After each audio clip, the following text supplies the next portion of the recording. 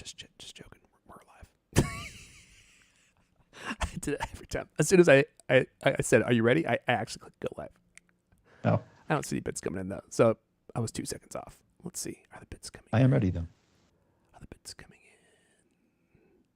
Oh my goodness, Lewis, they're there. I think. It's great to be back. And we're live. How was that? Did I wake you up, Lewis? Oh, I'm so awake. Okay, good. Between that and the coffee. Oh my god. Oh man, I wish I would have got some God, there's coffee. a roof. I wish I would have had some coffee. That was a good idea. Let's see here. I think we you only have had some... an hour to get it. Oh my goodness, look at this. We already have a bunch of people in the chat. I accidentally closed the window. Let me go ahead and open that back up and we'll get this thing rolling. Hello to everyone in the chat. Why did I close that? Now it's loading. There we go. Shout out to Richard Field. Hello, governors. We got Nathan Terrian here. He wants some of that LK gold. That doesn't come for cheap. DM me. Let's see here. We got Gurn Blanston, and we got Scoot here. Good old Scoot. We got Jay Cruz. Hey y'all. All right, sorry, we got off on a tangent. We were doing what we normally do, which is wasting our time for 20 minutes before we actually went live. Although we're talking about some important show topics that we will probably be talking more about here in the future. Some of you may know about because you reached out to me to want to give your support and feedback, which I appreciate. We got Captain Future here. He's ready to ghost us, or he's ready for us to get going. I'm not really sure which it is, but we're gonna go ahead and get rolling. I think we got everything ready here. Got the notes all sorted out. Okay, we got a hot one for you guys as expected. So if you don't mind, I'm going to go ahead and invoke the name that Lewis loves. Mrs. D. Twitter. Oh, you want the tweet? You simple-minded creature. Here you go. Boom! It's double boom for you, Lewis. Ah, shoot. Did I put the... I put the link in the wrong place. Hold on. Can I edit this? Jeez. Good thing I'm Twitter blue. Good thing. Otherwise, this tweet would be cemented and finalized for all of time. Okay, there we go. Updated. Ready to go now. There you go. Link right at the top. That's where we need it. If they have to do any work to actually listen to this show, that ain't happening. We all know that. Makes sense. We got Nick Paris here with a very melodic hello. So, okay, I think we're good. Pardon me. Let me cue up Mrs. D. And we'll get this thing rolling. Oh, Mrs. D. Mrs. D. Mrs. D, did you hear that the Vision Pro is going to be coming out soon? Oh, yes, my dear. I'll be sending some sultry pictures to LKE. Oh. You can see him in 3D, Lewis. Oh. Not just 3D, man. It's like you're completely immersed. Completely immersed, my dear, in my bosom. Ah! That is not the Pro Vision that I had in mind, Lewis. All right. Let's go. Let's get this thing rolling. I think we got everything ready. In 3, 1. Hello, and welcome to the CultCast, the best 30-plus minute album conversation you're going to hear all week long. I'm your host, Aaron Elijah. Join me today. You know him as the fair but unforgiving editor presiding over the CultMac World Headquarters. But his former fellow inmates in Cell Block E know him by a different name, Prison Lou. The managing editor of CultMac, Prison Lou, is here. No more tan shirt today, Lewis? Unforgiving is very, very wrong. I have so much forgiveness. Also with us, he always says the pen is mightier than the sword, but he also happens to keep several swords around the house, almost in every room, just in case Lewis Wallace discovers his location and comes looking for him. A writer at CultMac, Griffin Jones is here. Good evening. You know, it's not just the swords. You wouldn't think that a trumpet would be an effective home defense tool, but man, that bell when it comes tumbling down upon your head. Oh, you hit him with it. Leaves a mark. Yeah. I thought you were sharp. sharp piece of metal there. That is true. That would hurt like the dickens if you knock someone over the head with that. I thought you were going to say that when they open the door and there's like a big old horn in their face and you just blow that thing as hard as you can, it just like stuns them because the sheer See, lung strength you have. It's a multi-layered defense because it catches them by surprise as well. They're not expecting to be struck with it. That is true. Few people are ready to be struck by a trumpet. A trombone, maybe, because that thing slides out. You could punch them over and over again with it. But... I've been hit by a tuba before. Really? Yeah. Did you insult the tuba player or make a pass at his girlfriend?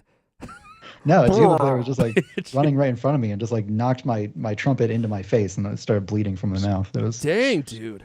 It wasn't a good homecoming for sure. Sure, it wasn't a sousaphone. It was a sousaphone. Oh, Okay, touche. Thank you very much. This is a marching band. Thank you for clarifying. Sousaphone hurts your face and your pride. No one wants to get hit with a sousaphone. All right, everyone. So obviously we have a big show this week. We have the Apple Vision Pro imminent. It is literally coming out next week, unbelievably.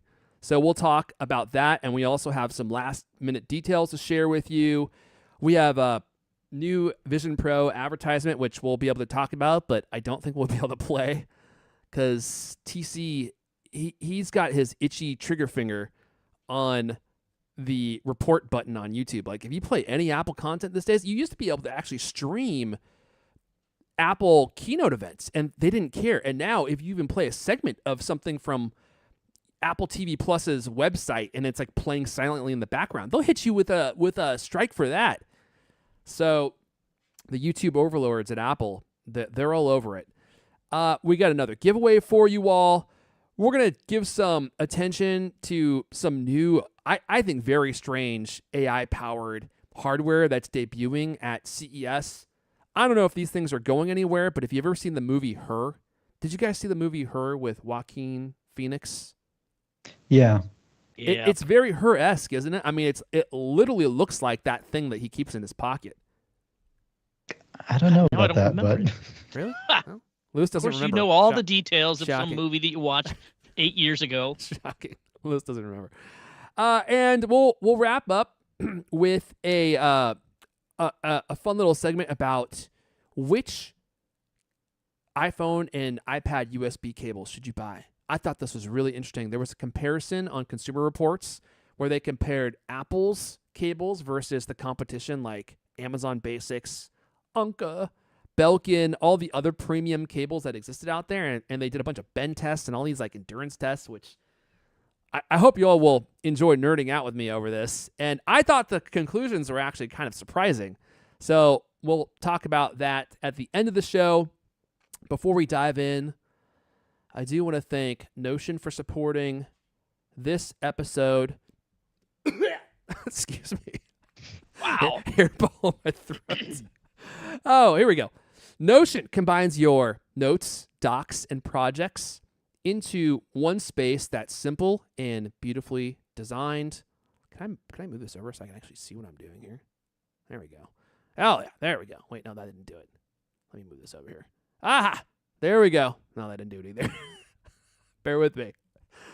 Let's see here. There's no shortage of AI tools out there, as many of you know, but using them means switching back and forth between yet another digital tool. So instead simplify your workflow and use Notion. And, if you're using Notion, it does way more than just taking notes. I mean, it does do that, and it does that very well. But they have this really powerful AI built in that you can use to do a whole bunch of really cool stuff, like translate your writing into another language, change the tone of your writing.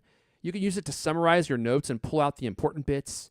You can have it write your entire copy for you and then update it to make it something that is uniquely yours. This is something that is super helpful that I use for like CultCast promotion because it actually can pull in information from the internet and stuff and write you copy. And if it's not something that you yourself absolutely need to be writing, you could be using AI to write it for you and then just change a few things to round off the edges, make it look like something that is in your own voice. I mean, it's so incredibly powerful, and you can use it for managing tasks and projects. I mean, it's Apple Notes, but supercharged and way more powerful than a simple note-taking app. And the fully integrated Notion AI helps you work faster, write better, and think bigger, doing tasks that normally take you hours in just seconds. You can try Notion for free when you go to notion.com/cultcast. That's all lowercase letters, notion.com/cultcast to try the powerful, easy to use Notion AI today. And when you use our link, you're supporting our show, obviously, which we appreciate, notion.com/cultcast. I think Notion is used at like 250 of like the top 500 companies in the US. And I'm surprised how many YouTube creators use it to like plan their shows and manage like their content. Because content management, the more in depth you get into it, the harder it is to manage all of it and to keep people on the same page. I could go on and on. I'll leave it there. Try it out, notion.com/cultcast. Let's dive right in with the first story. Apple Vision Pro is almost here. It's literally right around the corner. I'm going to send it to the Grifster to fill us all in. Take it away, Griffin. Apple Vision Pro launches February 2. Pre-orders start January 19, which is next Friday. The era of spatial computing has arrived, said Apple CEO Tim Cook in Monday's press release. Apple Vision Pro is the most advanced consumer electronics device ever created. Its revolutionary and magical user interface will redefine how we connect, create, and explore. That's the quote from him. Finally has a release date. Apple said before that it was going to be, early next year or, this year. But and in follow-up interviews and things, Apple has like reiterated, we're not talking like late March. Like early means actually early this year. And apparently that means just like a couple weeks from now. So they'll accept pre-orders in the United States starting Friday, January 19 at 5 a.m. Pacific time, 8 a.m. best time, the company said. The headset's retail availability will begin February 2 at all U.S. Apple stores, with in-store demos also beginning that day. You can also place your Vision Pro order through Apple's online store. The Vision Pro release date and announcement comes less than 24 hours after a report said that the headset had begun shipping to U.S. warehouses. The launch of the Vision Pro will also mark the debut of the new Vision OS App Store. Apple has worked with developers behind the scenes since WWDC 2023 to build apps for its AR headset. The company says that the App Store will provide Vision Pro users access to more than 1 million compatible apps across iOS and iPadOS. And over on Mastodon, Steve Troughton-Smith, he does this thing every once in a while where he asks, indie developers what they're working on. So he asked, hey, have you been building a Vision Pro app? Well, show me your work. I'll boost it. So if you can click that link in the show notes. I'm on it, man. I'm already there. Oh, okay. Yeah. Yeah, well, if you're listening, you can click on that link and, look at what some people have been working on. The day one experience isn't necessarily reflective of, how the platform will play out in the long term, but, it gives us an idea of what we can expect to get out of it.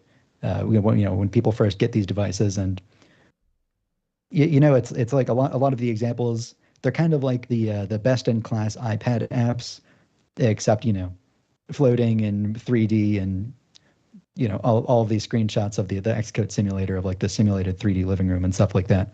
Some of them look pretty cool in my opinion. But looking through these, I feel like I've settled on where I land on Vision Pro before I've actually tried it myself. Okay. Just thinking over the past few weeks, and a lot of people put emphasis on it's. It looks neat, but it's this big clunky thing that you have to strap into your face and all that, which is perfectly reasonable since very few people have actually used it. And, every prior VR headset has kind of felt like that, like it's this clunky thing that you have to get into. And then you've got this like confusing operating system and all that. But I think with Vision Pro, the whole idea is that while you're wearing it, it's like you have an invisible computer like following you wherever you go. And that really seems to be what the people who have used it, emphasize. It's, from the outside, it's this clunky thing that looks a little dorky, but while you're wearing it, you have an invisible computer like in your space. It effectively turns an iPad from a small rectangular touchscreen that's, sitting on your living room table to the apps that are on your iPad are themselves like floating, magically trademark in your physical space wherever you go. And I think that I think that could be really transformative in the same way that the iPhone turned the internet from, this fun little thing that sits on a computer that sits on my desk in this one room in my house to the internet is a thing that's in my pocket everywhere I go.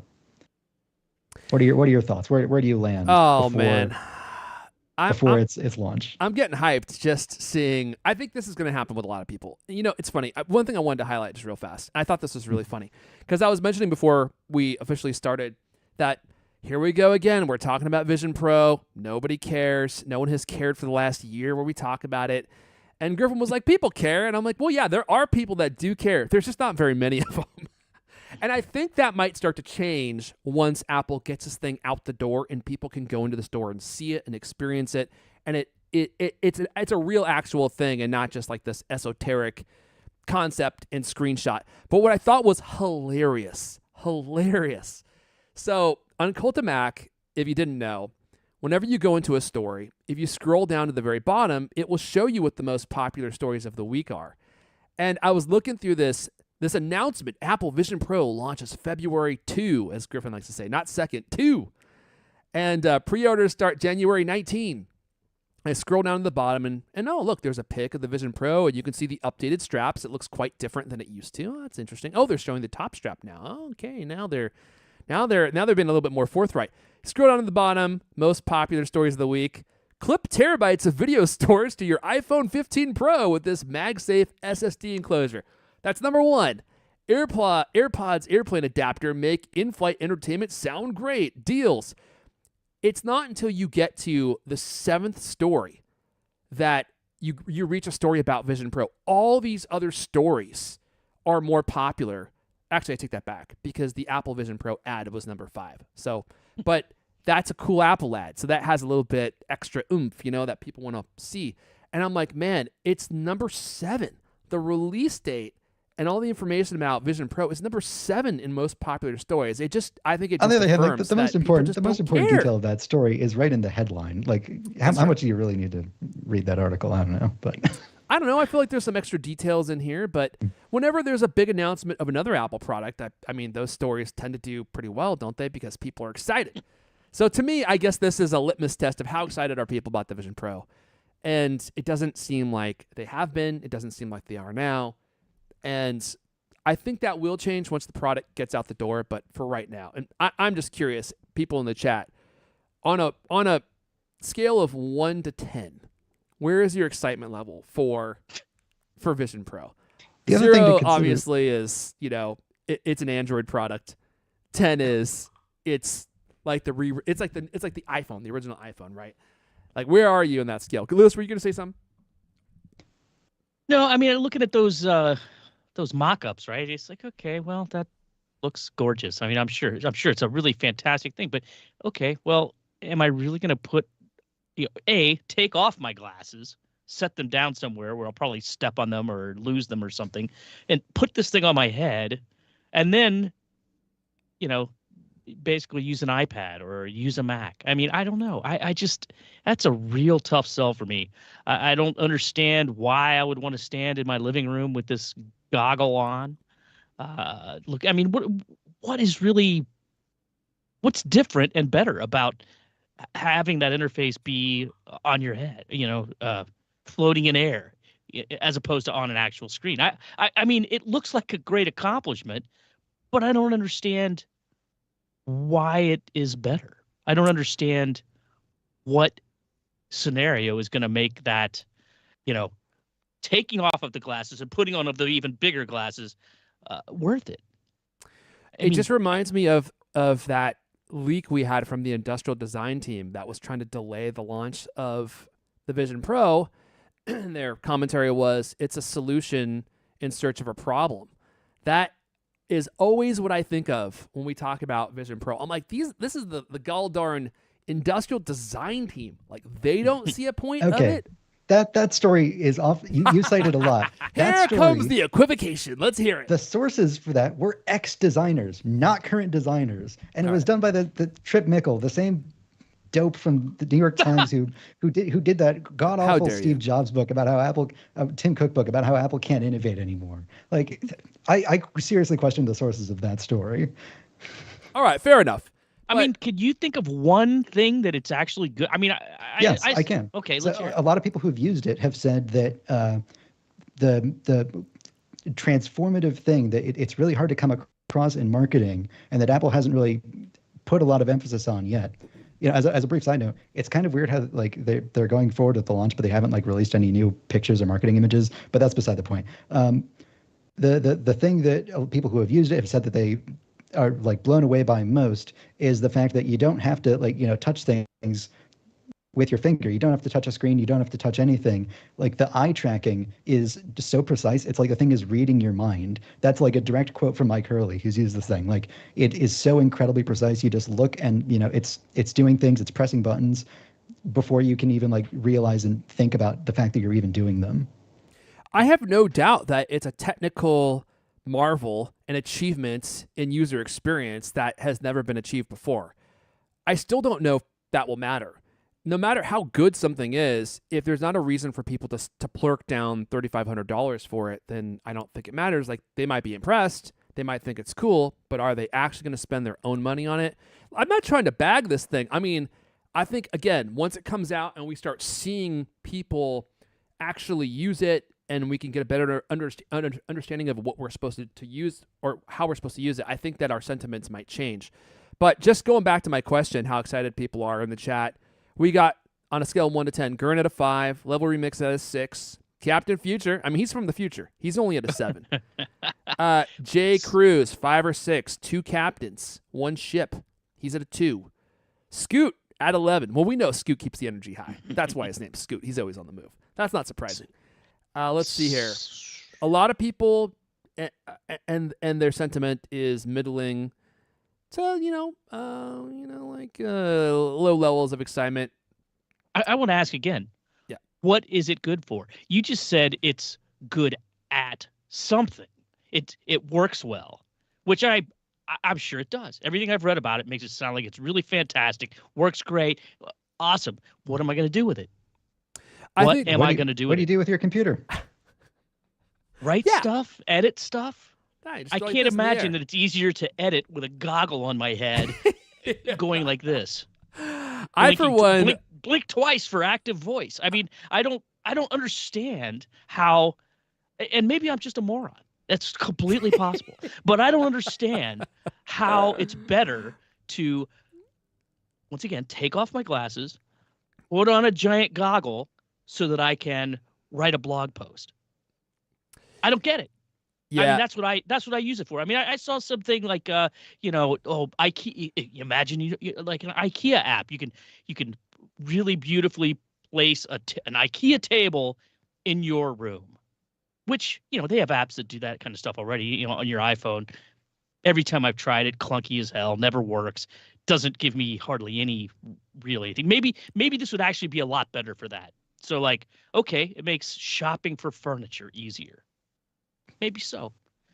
That's one. I'm sure it's also great if you want to like sit in a dark room and watch a movie by yourself, or on an airplane by yourself. There's 2. $3,500. I don't know. Yeah, I think you got another one. I think essentially it's like an iPad in many ways, where it's a content consumption device. But I do think that there is a major efficiency. I'm sorry, I've said this so many times, but I do think there is a major efficiency use case here, in that it can replace a monitor, and now, instead of having one 30-inch monitor in front of you, your whole 180-degree field of view becomes a monitor. Like that's pretty cool. And that is actually very useful. And I do think that it could help you be more productive. Now, I think the problem is the price. Like, so the 2 big use cases, and actually, you know what? Let's just go to the next story. Are we on the next story yet? We're already here. The Vision Pro ad harks back to classic iPhone advertisements. Unfortunately, I can't play this for you. It's on YouTube. We'll link it in the show notes. I don't want to get a copyright strike from Apple because TC's got an itchy trigger finger. Plus, they are being, at least according to reports, ultra careful on who gets their hands on this and how this product is being presented to consumers on YouTube, which they've always done. I mean, it's the access media. They're going to go to the people who they know will paint a rosy picture and craft the narrative that, or use the narrative that Apple has crafted and hold their punches, right? There's not going to be anyone that's critical about the Vision Pro, because if they thought you would be critical, you wouldn't be getting access to the Vision Pro up ahead of time. But from this advertisement, if you haven't seen it, it's good.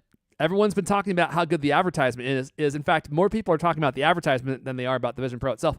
And it has a bunch of people like putting their goggles on or their masks on, and Iron Man's helmet closing. Like, it harkens back to this futuristic time where we all have like these cool things on their faces, or it's your cool characters putting their masks on and stuff.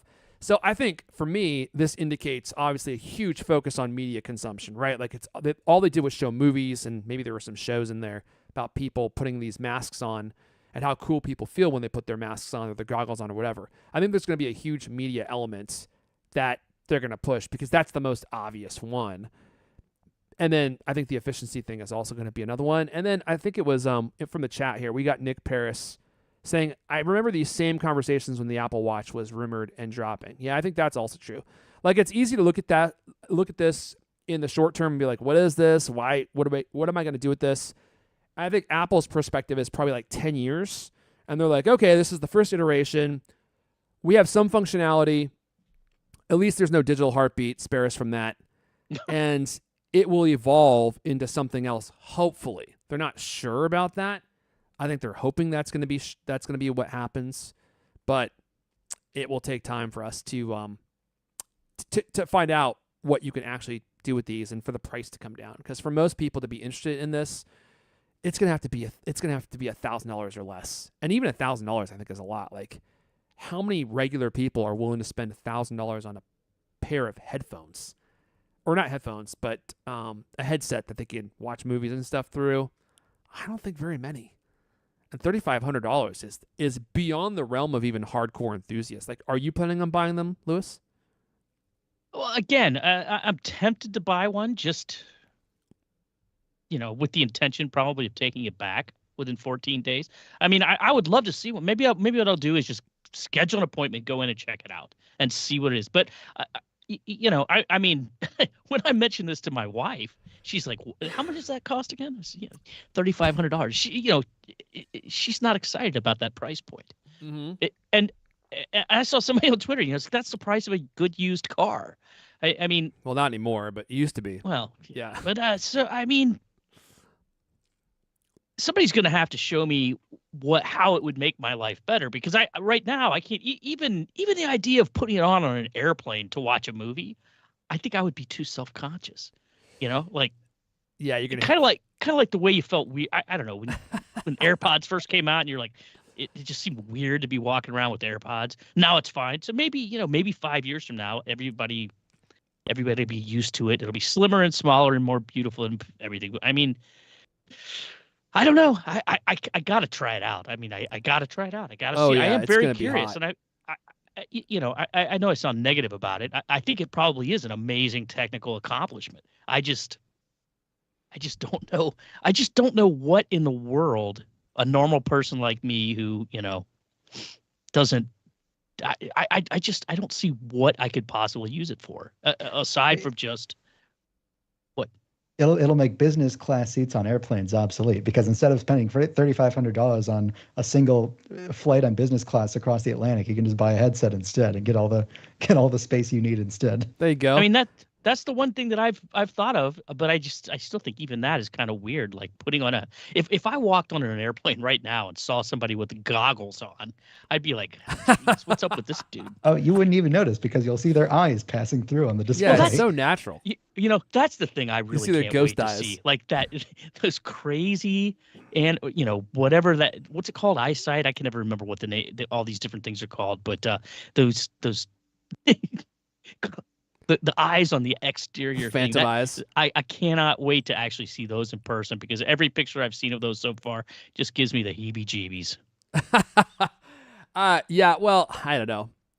People are in the chat are saying that the resale value on these are going to be crazy, and I'm like, really? You think so? $9.99.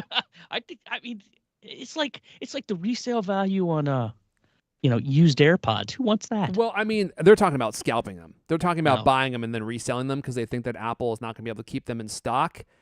I would be surprised if there wasn't plenty of stock to be had. I I mean, think you there's got to going to be a think lot of again. open box ones. Yeah, there's going to be a huge wave of quote unquote refurbished Vision Pros at some point, because I think that I wouldn't even be surprised if Apple lost money on the Vision Pro for that reason. There's going to be a lot of people who buy them because it's such a paradigm shift in computing. People want to try it and then they're going to just return it. They might even buy it knowing that they're going to return it. I mean, everyone on YouTube is going to be buying these things and using them for 2 weeks and returning them. Apple might take a bath on that alone just because it's such a new product. But how many people are actually going to keep them? Only people who can afford to spend $4,000 on a frivolous entertainment device that has some use cases in productivity. I don't think I'm going to buy them. Is LK going to buy them? That's what I want to know. Is Leander Caney going to be buying these? Because if he is, you might have to get a blow dart in his neck to get him here. You got to get him to come do the show and talk about his experience with Vision Pro. Yeah. Well, has anybody heard anything about like using them for virtual meetings? I mean, that's another thing that might be actually really awesome with this. I mean, because certainly, FaceTime calls on a Mac are not exactly fantastic. I just hope that they update it so that you have the option of, instead of showing your digital persona when you're in the call, right? You can just show like the interior cameras. So like you see their face, but then sweating inside goggles. But then they say this.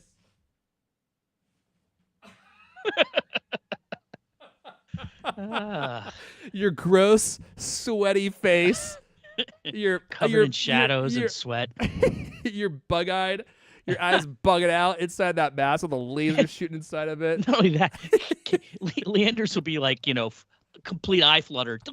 Oh, dude, imagine. Blinkmaster 2000. Is he? Have you talked to him? First of all, is Leander Caney even still alive?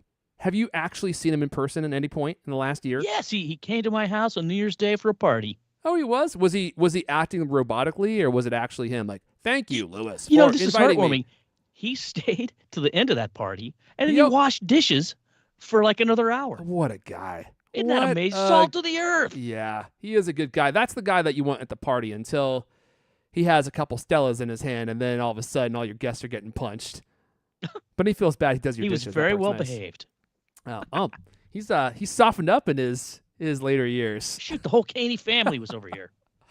So is he planning on getting one, Lewis? Because you haven't answered my question yet. Like, I haven't specifically asked him about it. You got to ask him. I would be shocked if he doesn't at least, do what I was saying. 14-day turnaround.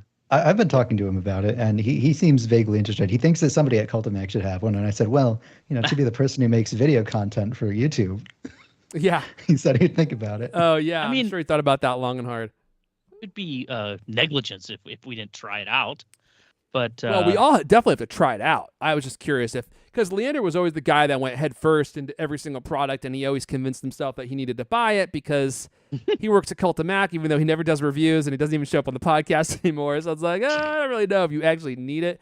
But we all definitely need to try it. But you got to get those appointments in early. Like once they open those up, they're going to be, I think it's going to be almost impossible to get in there to try them on. Everyone is going to be so interested, and they're going to get so much press. There's going to be a tidal wave of Apple marketing behind it. It's going to be difficult to get in there to try them out.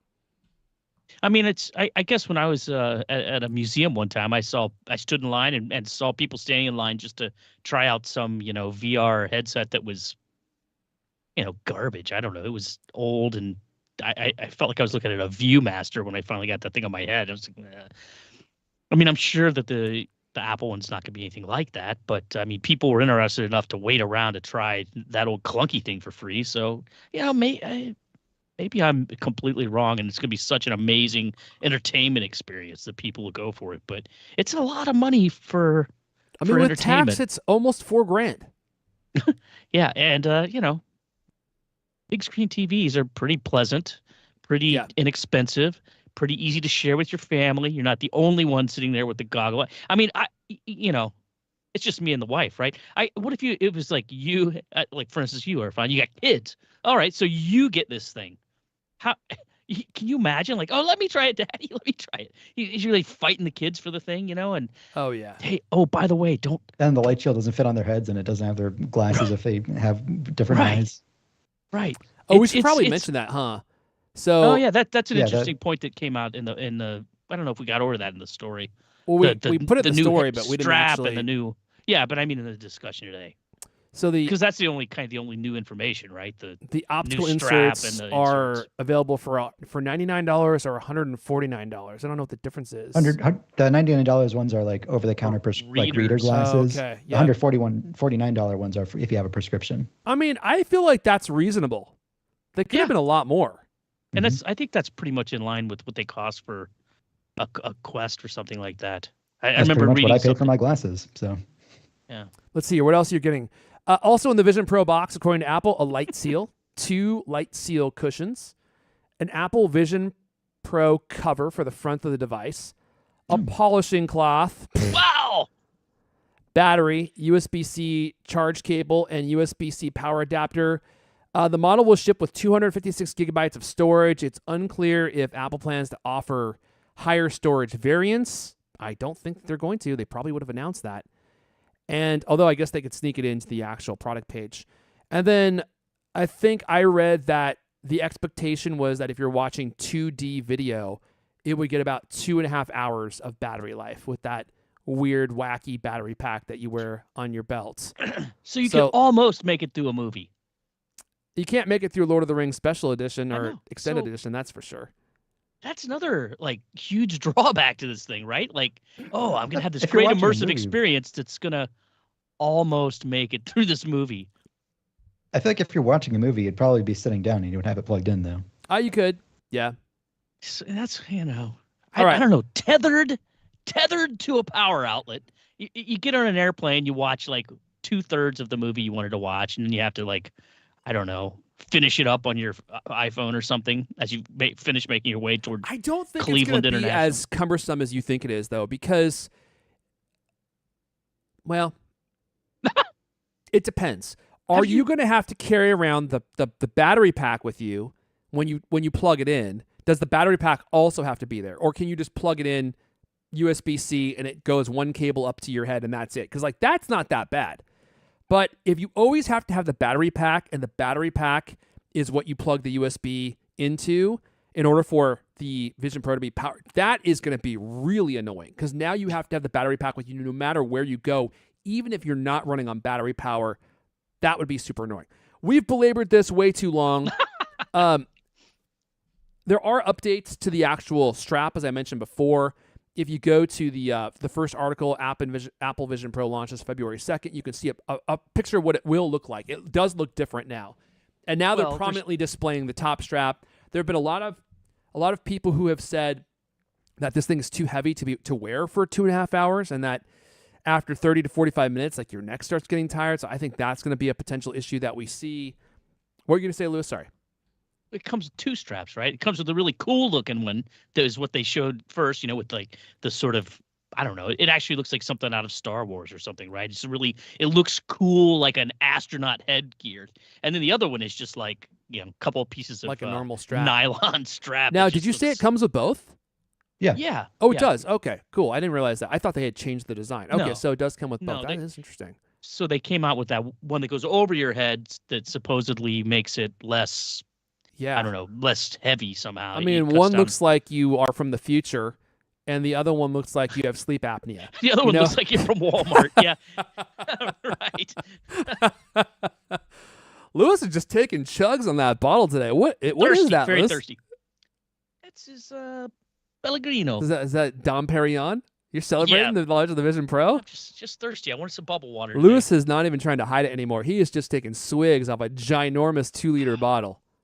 I don't want to go off on a tangent. I know the show's not about tangents, but one of the things that happened to me early this year is the kitchen sink, the handle or the hose that exploded. So I have had no water in my kitchen for the past almost a week, and I finally got a hold of them, and the customer support was really surly and as annoying as could be, and then they finally said, "Oh yeah, okay, well, we'll send you that part, but it's back ordered." And I was like, "Oh great." God. back order to when? They said January 10. I said, okay, great. Any way you could expedite the shipping? 2025. Okay, yeah, sure. So that okay, yeah. So I got the thing today. I already got the shipping notice, right? Shipped on the 11th. It'll be here on the 19th. So that'll be about 2.5 weeks of living with no water in my kitchen. Yeah, it's Who that's uses more water annoying in the than it kitchen? seems. It's overrated, honestly. It's underrated. You think so? Hot and cold running water in your kitchen is a very nice thing. Just go to the shower. Fill up your cup in the shower. Yeah, I've been washing my dishes in the dishes in shower? the toilet, and it's like it's kind of weird. All right, look, let's put a bow on this. We've been talking about this forever. The one last thing I wanted to mention is take all reviews on YouTube of the Vision Pro with a giant boulder of salt, because Apple is carefully orchestrating Vision Pro reviews. What was this? According to Gurman. I mean, dude, obviously. Apple is so careful with their product releases on YouTube because they know the first people to review a product on YouTube get surfaced as the first results because they get the most views. And then once the normies get their hands on their products, those reviews don't get surfaced usually even on the first page. So people just don't really see them.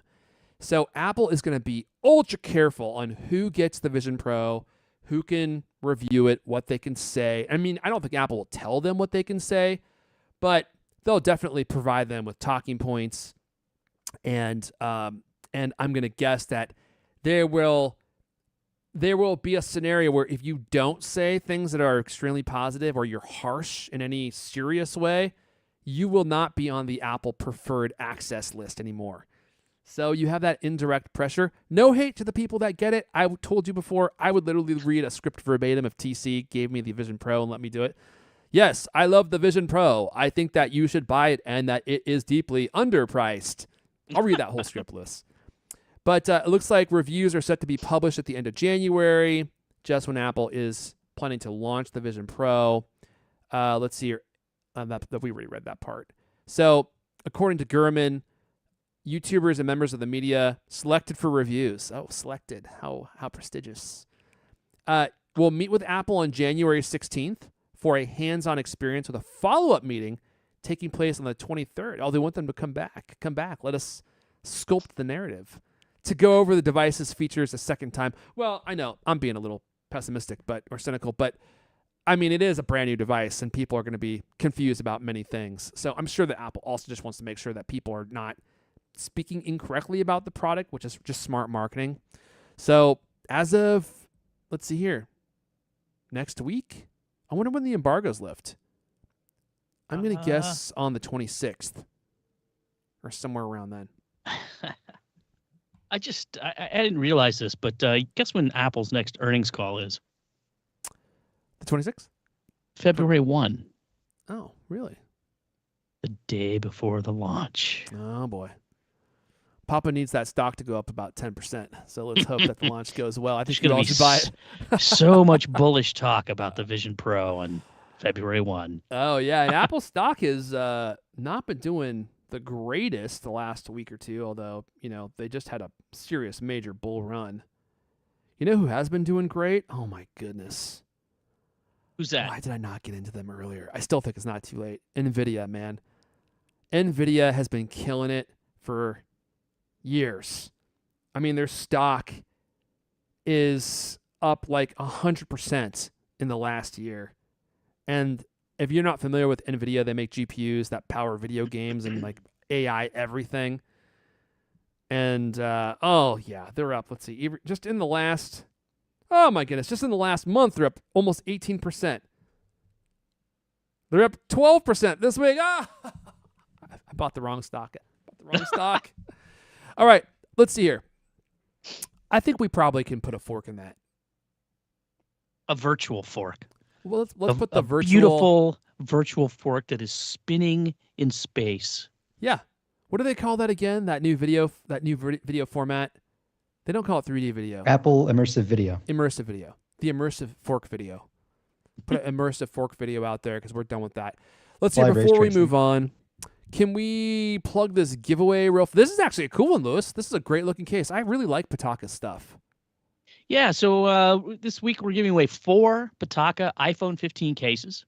This is kind of a different thing. We've got 4 of these cases. I think we have 2 of each color, and we're giving away. So it's kind of a random giveaway, right? Like I can't tell you which color you're gonna get. Anyway, these are the new Sunset and Moonrise cases from Pataka. If you remember, I don't know, 6 months ago or so, we gave away a few of these limited I edition remember. Sunset Moment cases, right? Yeah. And those are cool. They're made with this fusion weave that they take aramid fibers and weave them together. They almost look like a I don't know how to pronounce it. Gila monster?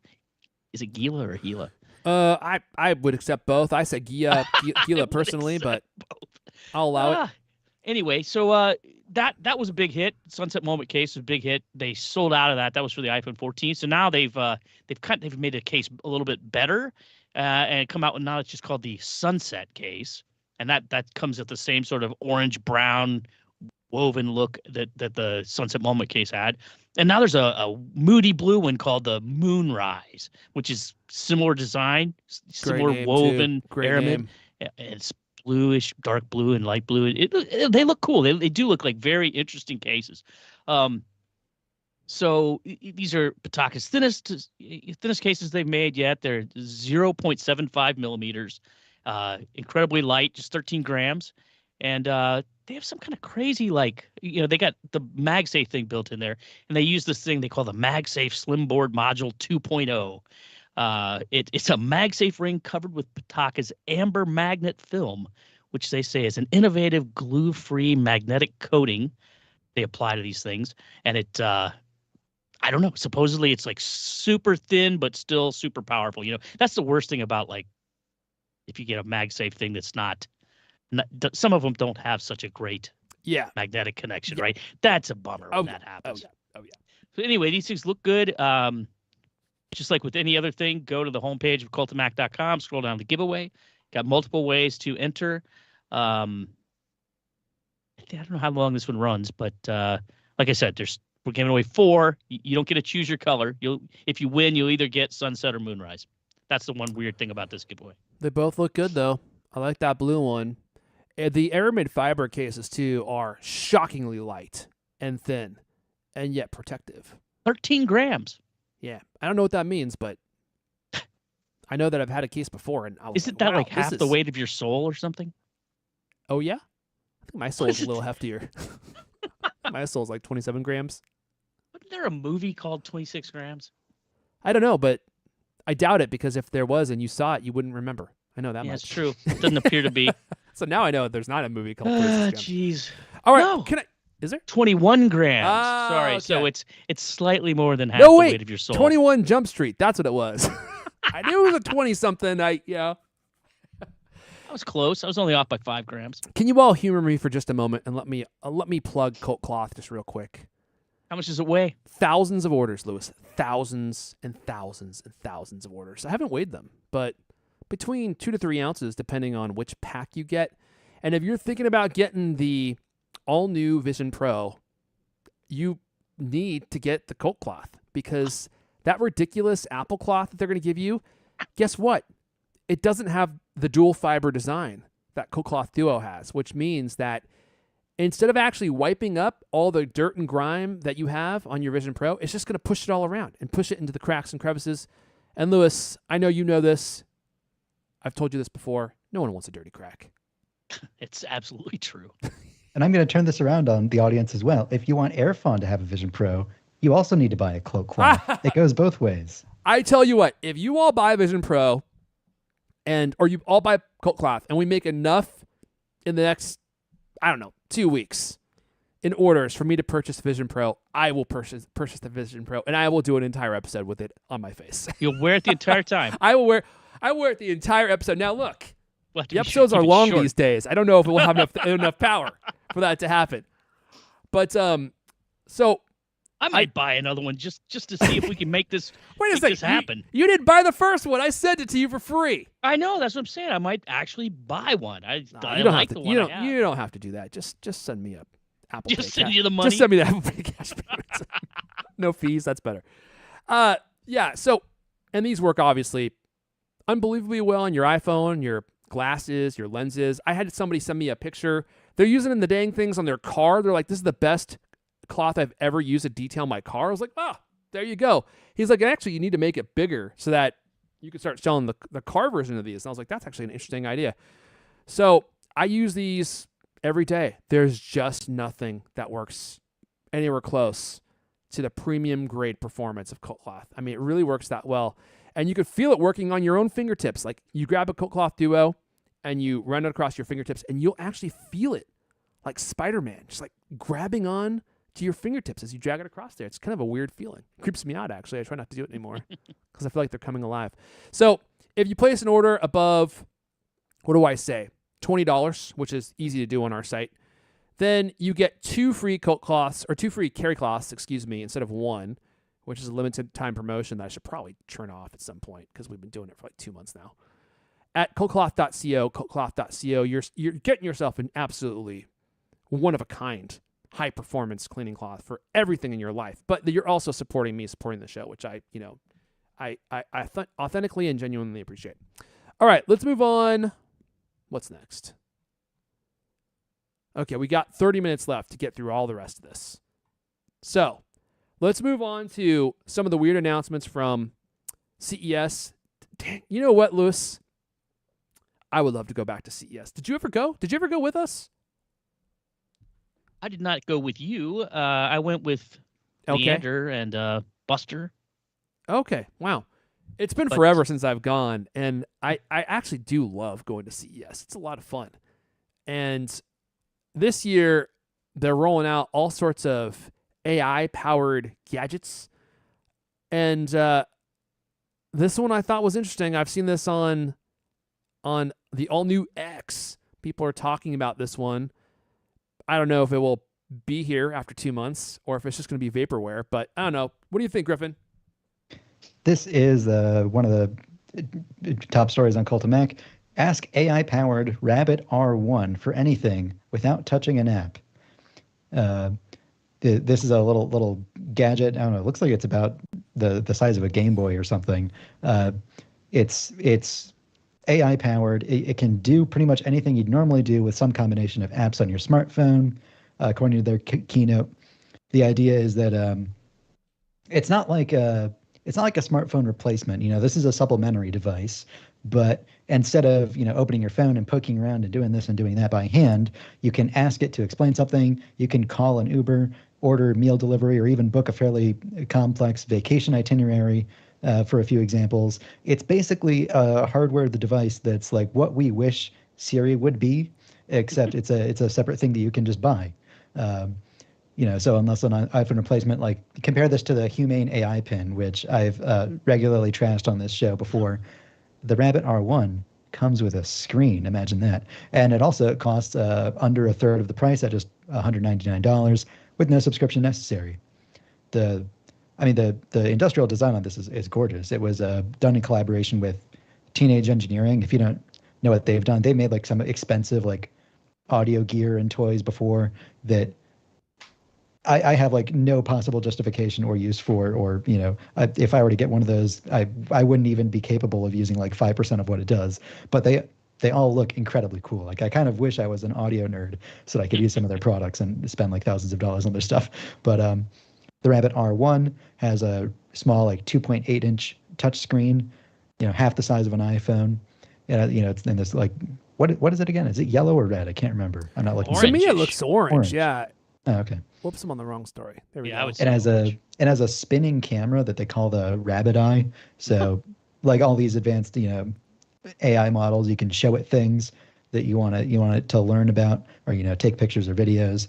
It has the only other physical control on it is a scroll wheel that you can use to scroll through stuff. You can also click it as a button, and when you hold it down, that's how you talk to it. It's powered by a 2.3 gigahertz MediaTek processor, 4 gigs of memory, and 128 gigs of storage. And it comes with this web service that they call Rabbit Hole. I can see what they're going for, but that might be taking it too far. Opinion. But it's a web portal that you can use to manage it from a computer or a phone. And as they say in their video, it's a simple little computer, but it's powered by not a large language model, but what they call a large action model, LAM or LAM. Its ability to understand you and the tools you use unlocks a large amount of functionality. It's an app controller, so you can say, do this, do that, which and I'm it'll really figure it out. confused by, but okay. You can teach it things as well. So you can show it how you do something inside of an app, and then it'll like replicate that for you. Supposedly, people who've watched the demo seem really impressed by it, but all those demos are kind of canned in some way or another. It knows how to use apps, and it doesn't really matter what OS you're on. It can control these things for you. So that's what I was unclear on. Like, does it control your iPhone, or does it just do its own thing? Because it has a 4G LTE card in it, so clearly it has cell service. I'm so confused by this product. I mean, first of all, the damn thing looks incredible. I mean, like, they nailed their marketing. This thing may actually do nothing, and it still makes me want it, because Teenage Engineering is their Apple industrial design team levels of talent. They create beautiful products that function very well. The user experience is top notch. And this thing looks like some kind of wild computer from the future, except it's handheld. I don't know if we were live when I mentioned this, but it looks like a gadget out of the movie Her, which is a movie with Joaquin Phoenix, where everyone has these little AI devices that they keep with them in their pockets, and it has a camera on it. And the AI, the software that powers it, is so lifelike that people begin falling in love with their computers because they're having like these personal relationships with them, and the computer's able to like do things for them. Now, obviously, this is not going to do that, but they say that it's going to be able to do things for you. And I'm like, how does that work? Like, if I say, call me an Uber, how does it know where I am? How do I know when the Uber is getting close? How do I know how much it's going to cost me? Like, there's all these things that you do in the app that it's just going to do for you. Is this a standalone product, or do I need to carry this in addition to my iPhone? Like, there's so many questions, so few answers. But they sold out the first 10,000 units, which was smart. They limited it to 10,000 units. They're $200 a pop. That's $2 million right there. It's like as close as you could get to having a line of CultCloth, your own CultCloth list. But I don't know. Lots of people were hyped about this on Twitter. I also saw people completely roasting this. Like, you got to be out of your minds. Who would want to buy this? I'm supposed to carry this in addition to my iPhone. Like, that's obviously not happening. But AI is the buzz, Everyone wants AI something. It is a slight, even as a general like AI pessimist, it is a slightly more usable product than the Humane AI Pin, which is trying to do the same thing, except it doesn't even have a screen and it doesn't even run apps. Like, all right, good luck with that. But on the other hand, this is even with this, as much as we like it and as much as we think it looks cool and slick and all that, this would be completely obsoleted as a product category if Apple just rolled out a smarter version of Siri. Which, hey, what's the next story? Oh yeah, good segue there, expert segue. Are we done? Anything else to add before we put a fork in this one? Before we put a virtual fork in this? I gotta go watch the entire demo of that. I only made it about a third of the way through, and it's like, okay, well, yeah, I don't know. I didn't get it. I guess I don't think I got to the interesting part, so I can't comment. Yeah, all right. And I haven't watched the keynote either, but people were saying how impressive it was. But dude, keynotes are often impressive because they highlight all the prospective things that it might do at some point in the future, but not actually what it can do for you now. They sell you the dream, not the actual product. This thing has the unsavory aroma of vaporware. Like, they'll sell it to you, and then in 3 months, vaporware. It already exists. Yeah, but in 3 months, will it? Sometimes the vapor takes a little while to dissipate, Lewis. I doubt that. And in 3 months, like, is this thing going to actually be around? Or are you going to be stuck with a product that has a cool story but no functionality? I don't know. But the branding is just on point, man. The branding looks absolutely terrific. It makes me want one. Okay, speaking of AI, let's wrap up the AI conversation with some new AI stuff coming to an iPhone near you, Lewis. Maybe. Possibly. Yeah, so Apple supposedly plans to announce a series of new tools based on generative AI at WWDC 24 as part of iOS 18, including, you won't believe it, a revamped version of Siri. This is the one, Lewis. This is going to be the one. Oh, this is the one that's going to work. This information comes from the latest edition of the Power On newsletter, written by our very favorite Bloomberg reporter, Mark Gurman. Close friend of the show, Mark Gurman. So Gurman says the company's been testing its Ajax large language model since early 2023 and is considering using it to add auto-completion and auto-summarizing features to its core apps, as well as its productivity suite, including Pages and Keynote. A new version of Xcode will apparently feature AI for code completion. Yeah. What could go wrong with AI writing all your code? Hey, I think ChatGPT does it pretty well. Microsoft's building Copilot to help with coding. Everyone's doing this. I think eventually the AI might be the only developer, except for the developers working on AI. Here's the thing I'm really waiting for. It's also looking at integrating AI into Apple Music to automate playlist creation, in addition to using somehow this AI technology to troubleshoot problems for people with AppleCare. So now, instead of talking to a person, maybe you'll be talking to an AI, and that you could see how that could actually maybe work. Hey, did you try this? Because they're already basically using AI. They're just like reading from a script, right? You call up and say, "Hey, my Apple Watch is doing this," and they go, find the correct page and you should do this, right? I mean, that's if they can automate that. I mean, why not? I mean, that is something that AI is good at too, is taking a large volume of information and synthesizing it into solutions that might actually work for you. Like if it knows that things giving what you want immediately. Yeah, that might be true. Gurman thinks that the quote, the totality of Apple's generative AI vision will take at least into 2025 to fully scale. So yeah, what was a surprise. I mean, as he points out, Apple's way, way, way behind on the whole AI train. Personally, I don't have a whole lot of confidence in their ability to catch up immediately. AI generated playlists on Apple Music. I mean, it can't even give me the exact song I ask for reliably. So I'm not that excited about what kind of amazing playlist it's going to generate for me. Autocomplete on my iPhone still regularly doesn't know what follows the word Lewis. What could it possibly be? What could it be? World's biggest mystery. So, don't get me started on that, Lewis. Don't get me started Apple's on that. Apple's got all these problems with what they already have. All these, the AI that's already, or machine learning that's already working on these devices. It's already, for whatever reason, if it's, everybody always says it's because Apple's so privacy concerned, and they've got the AI, the machine learning working on device. They're not like sending it off to the cloud. They want to be which is great, laudable. But, I also wish that it knew that a logical thing to follow Lewis was Wallace, especially when the first two letters typed in after Lewis are W-A. What could it be? Walrus. What could I possibly be meaning Capital W. For the 900th time on my iPhone? I know. That's the one thing about Siri that really...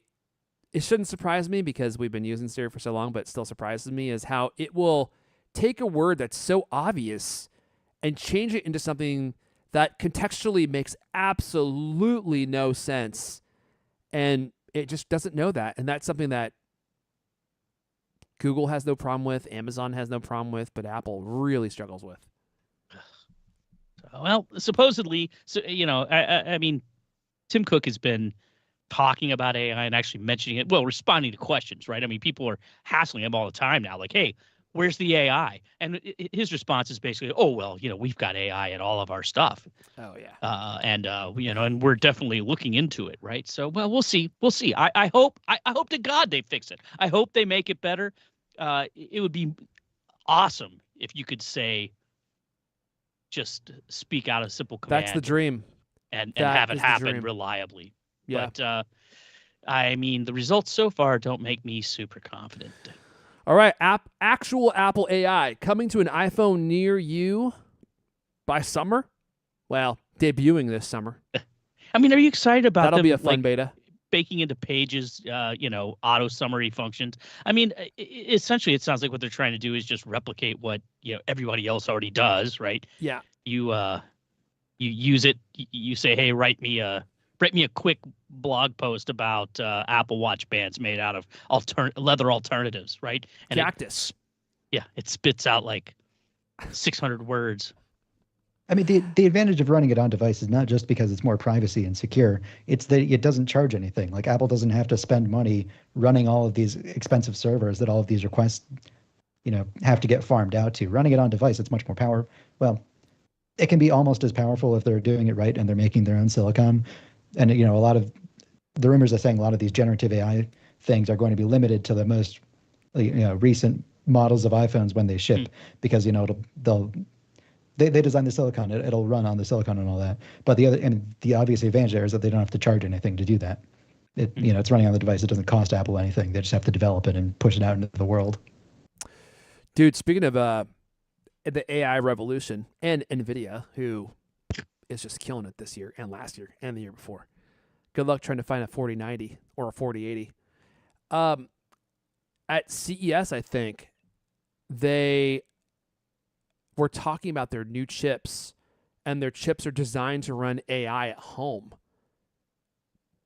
So in case you don't know, all of these GPU farms are what power AI. There's huge farms of them, and people, pay Microsoft and Amazon, I think, to do huge calculations for them, which is what you need when you're doing AI. And it would be a massive revolution if you could run this at home, or even like lease out your GPU to companies to run these operations at your house. And now NVIDIA is saying that their new chips will allow you to do exactly that, which would be a huge leap forward in processing for machine learning if everyone just had these chips available on their devices. I mean, we all do. The powerful neural engine, Lewis, the neural engine. Maybe that can handle it. After it's done trying to figure out what you're trying what to your last name might be. Quite over there, Lewis Walrus. And I was just reading this story thinking to myself, oh boy, here we go. NVIDIA keeps adding all of this cool functionality into their GPUs. I mean, the Colt Commander is running on a 4080, and I got it before I think the U.S. changed their manufacturing rules or something so that these specific cards couldn't be, I don't even know. I don't know exactly what happened. Manufactured or sold in China or something. Something happened, and it made the cards way less available, and I don't know all the details.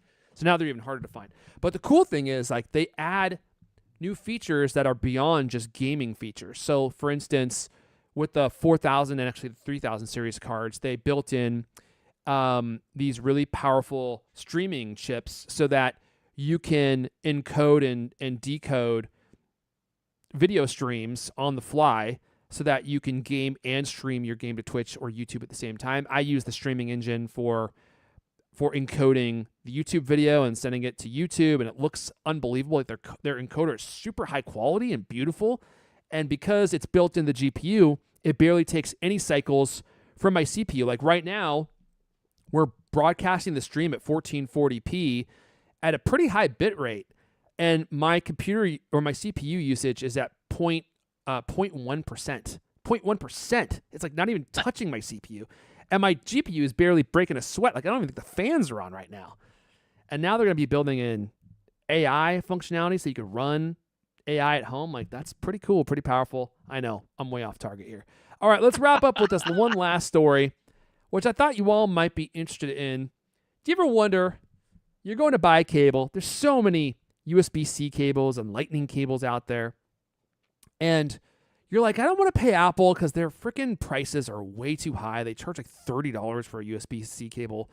I'm going to use a cable from Unka, or I'm going to use a cable from Belkin. They make high-quality cables. Or maybe you're going to choose something from Amazon. I saw a really interesting report from Consumer Reports on how these cables perform, and I thought you all might find this interesting. So, cheap or pricey, which cables last the longest? And if you're watching or listening from home, there's all these great images of the different bend and twist tests that Consumer Reports did trying to get these cables to break. They tested cores from Apple, Samsung, and other brands for durability and found two clear champs. One of them was priced at $29, and the other was priced at $6.55. Let us continue. How many times have you left your phone plugged in overnight just to wake up and find that it hasn't charged at all? It seems like a trivial thing, but When a charging cable fails, it can ruin your day. Or in my case, I find that the cable's not charging, and then I look, and it's because, one of my children has been chewing on the tip, and it's just soaked in saliva and has teeth marks, and now it just doesn't work. Moving on to the story again, we recently took a close look at low-price charging cables from Amazon, Basics, Unka, Belkin, Bytech, and Walmart's On Brand to see how well they stack up against cables sold by Apple and Samsung.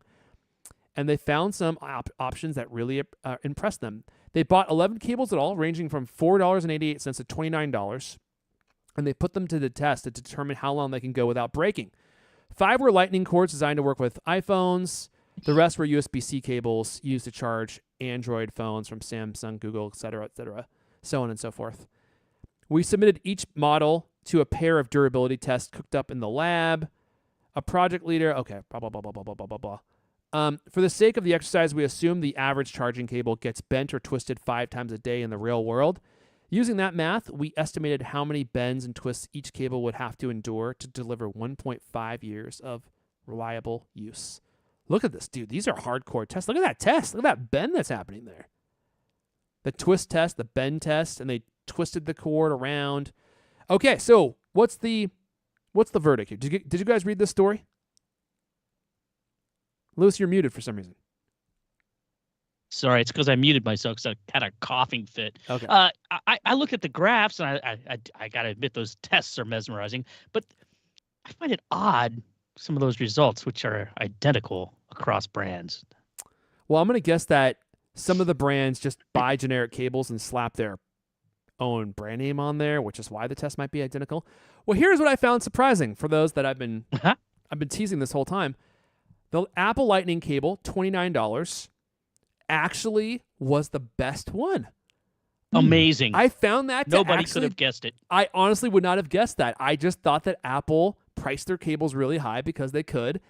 And I knew they were high quality, but I wouldn't have guessed that they were the best quality. And their $29 Apple Lightning cable was the one that did the best. It lasted 11,500 bends, which is the equivalent of more than 6 years of use, according to, Consumer Report estimates. 6 months of use if you have children.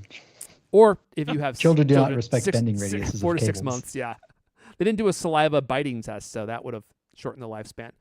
All 11 cables aced the twisting test, exceeding our 1.5-year threshold, but only Apple's Lightning cord and the Amazon Basics USB-C cord and the 4 Anker and Belkin cords passed the challenging 90-degree bend test. In fact, Amazon and Amazon Basics cables still worked. Both worked after 11,500 bends. That's more than 6 years of use. The Anka and Belkin cords exceeded 5,000 bends, which put them close to 3 years, of use. Can you believe that they would both crap out at the exact same number of bends, 5,336? Oh, well, that part I do find. That's suspect. And then the next one's 796 bends. How can it be the exact same number of bends? Well, I think we might be misreading. How? Well, it says 2 models survived 11,500 bends. Yeah. So, but it doesn't say exactly Maybe they're what not the number testing was. after every single bend. They're probably just, putting all of them through this process where they bend it a number of times and then test if they still work after that. So that's as precise as they can be. I think he's onto something, Lewis. But even so, if that was the case, it's weird that they wouldn't make that a round number. Right. It doesn't make any sense. Anyway. So the Amazon Basics cable, what surprised me about this also is Amazon Basics, in my opinion, are not necessarily super high quality products. Like, they're good, but they're not the best. And they're oftentimes one of the least expensive. But in the USB-C cable test, the Amazon Basics test, or the Amazon Basics cable, was just as good as the iPhone or the USB-C to Lightning cable from Apple, and it's only $6.55. The Belkin cable, which was about $19, was able to handle 6,500 bends. The Anker cable, I cannot stop saying that. I cannot get out of my head. Anker. The Anker cable, 6,378 bends, and it's $10 for 2. Okay, so that's pretty cheap. Yeah. So where's the Apple USB-C to USB-C cable? They didn't test that? For some reason, it seems like maybe they didn't test that. That's kind Somebody needs to talk to. This whole thing seems suspect. Highly just a little sus. No cap, Lewis. No cap. And look at the Amazon Basics. Like in the one, it's like the number one, and the other one it doesn't even, make it. I don't know. It's weird. Well, It's odd. clearly they need a more aggressive editor over there at Consumer Reports. This is what people do when you don't keep them in line, Lewis. That's why you're the best in the biz. You would never put up with this. Does it not seem a little odd? Well, I am not paying so close attention to the details that anything that you just said jumped out to me. But I do think that Griffin's point makes sense. Like they probably just tested them a bunch and then stopped and did a test to see if they still work. And they either did or they didn't. It was like a binary thing, right? Like they didn't count how many bends they did for every specific cable. At least, well, see that, but they did for the USB-C cables. Yeah, but they didn't for the Lightning cable. So maybe they changed their methodology. I don't know. But the raises other thing more I love questions than about it answers. Lewis is unsatisfied. The other thing I loved about Apple cables is how flexible they are. Like oftentimes you get a cable and it's like really stiff and unbendable. And the Apple cables, like they flex so nicely. I love using my Apple USB-C to USB-C cable. It's the best of what's around. So there you go. What about the fraying? The fraying. Well, I mean, look, the fraying would have been covered in the bend test, Lewis. I mean, if it frays, it's fine as long as it keeps working. Okay. Yeah. So I think that they don't care if it's visibly unpleasing, but if it still works, then it still works, And this test is pretty brutal. I mean, look at this thing. Like they're bending it almost 90 degrees every single bend. I love the look of the tests. I mean, yeah, the tests look great. And I mean, they really tweaked this cable, man. Maybe they just handed off production of the chart at the bottom to an intern, and the intern crapped the bed. Yeah, this looks like intern material.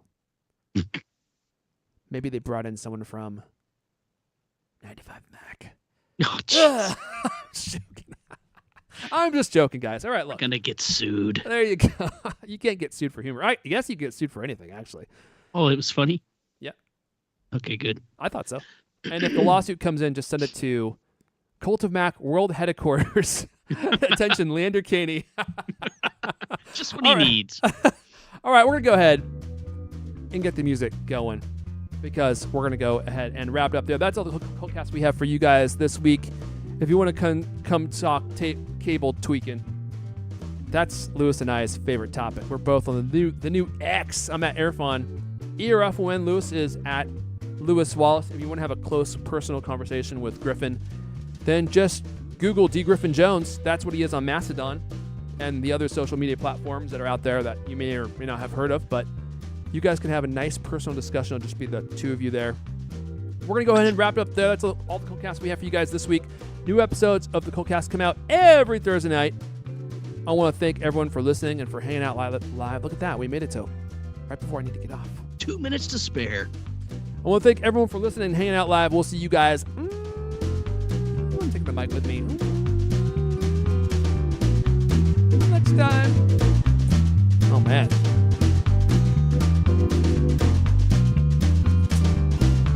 Look at that nice twisting action you got going there. Looks like a medieval torture device.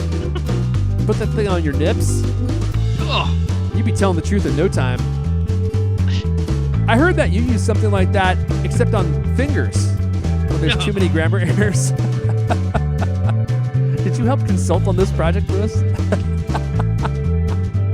You're like, how can we really abuse these cables? And you're like, I know just the contraptions. I have blueprints ready. All right, everyone. Have a great weekend. I'm hurtling towards the end stream button as we speak. That's all I've got.